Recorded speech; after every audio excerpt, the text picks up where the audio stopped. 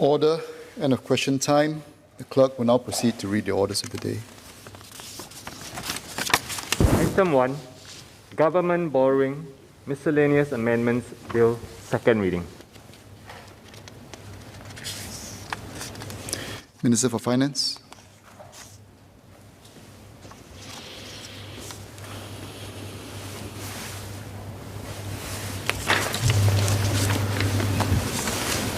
Mr. Speaker, I beg to move that the bill be now read a second time.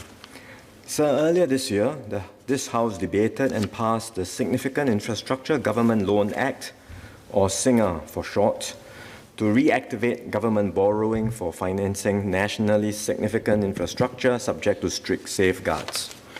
The borrowings under SINGA are clearly distinguishable from a separate category of government borrowing for non-spending purposes under the Local Treasury Bills Act, or LTBA, and the Government Securities Act, or the GSA. The LTBA and the GSA allow the government to borrow not for spending, but for specific purposes such as market development and meeting the investment needs of the Central Provident Fund. To emphasize, the proceeds from such borrowings cannot be spent by the government. So to delineate between the two types of borrowings in legislation, those which are the borrowings which are done under SINGA for SINGA projects and borrowing which cannot be spent, this bill before the House seeks to merge the LTBA into the GSA and to streamline our legislation on government borrowings. This will help to provide better clarity on the profile of the government's debt. Let me share some background on the LTBA and the GSA. The LTBA authorizes the issuance of treasury bills to develop the domestic short-term debt market and to meet market demand for short-term government debt securities. The GSA authorizes the issuance of longer tenure securities like the Singapore Government Securities, or SGS, to develop the domestic debt market and meet the investment needs of the Central Provident Fund. Both the LTBA and the GSA expressly provide that the proceeds of government borrowings raised are to be paid into the Government Securities Fund. This is an important safeguard because the monies in the Government Securities Fund can only be invested. This is why the monies raised under the LTBA and GSA cannot be used to finance the government's spending needs. While the LTBA and GSA were introduced separately with different processes, the government has gradually harmonized the treatment of treasury bills and SGS over the years. For example, the LTBA was amended in 1996 to account for the proceeds and expenditures of treasury bills under the Government Securities Fund instead of the Consolidated Fund, similar to the government securities in the GSA. In 2001, the minimum denomination for treasury bills of $10,000 was revised downwards to $1,000 to facilitate greater retail participation, similar to that for tradable securities under the GSA. And in 2004, the GSA was amended to change the borrowing limit of government securities issued from a gross to a net limit for a more meaningful measure of government liabilities, similar to that for treasury bills under the LTBA. So given the overlaps in purpose and the harmonization of treatment of securities under both acts, this bill is therefore introduced to merge the LTBA into the GSA.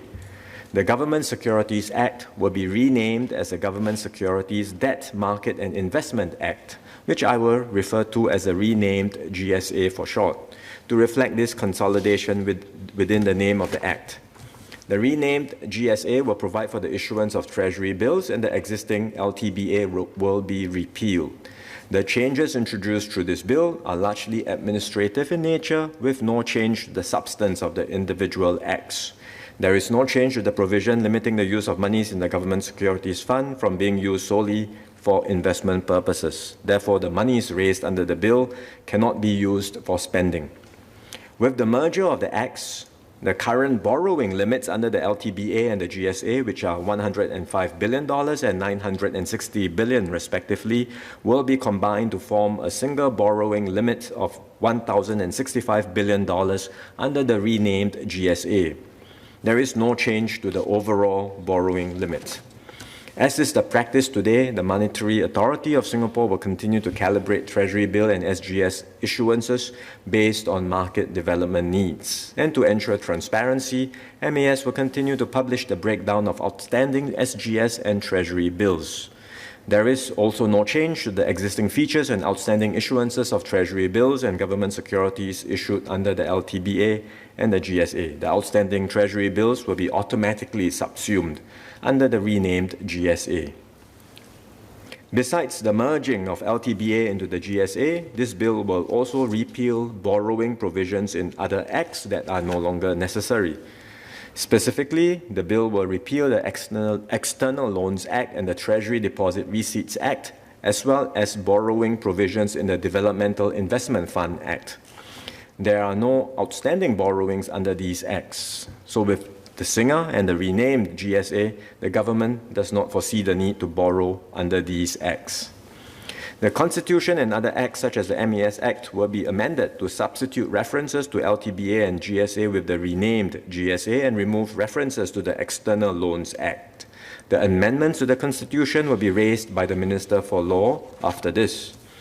We have consulted with the President on both this bill and the amendments to the Constitution as they provide for the raising of loans by the government and a single borrowing limit for government securities and Treasury bills.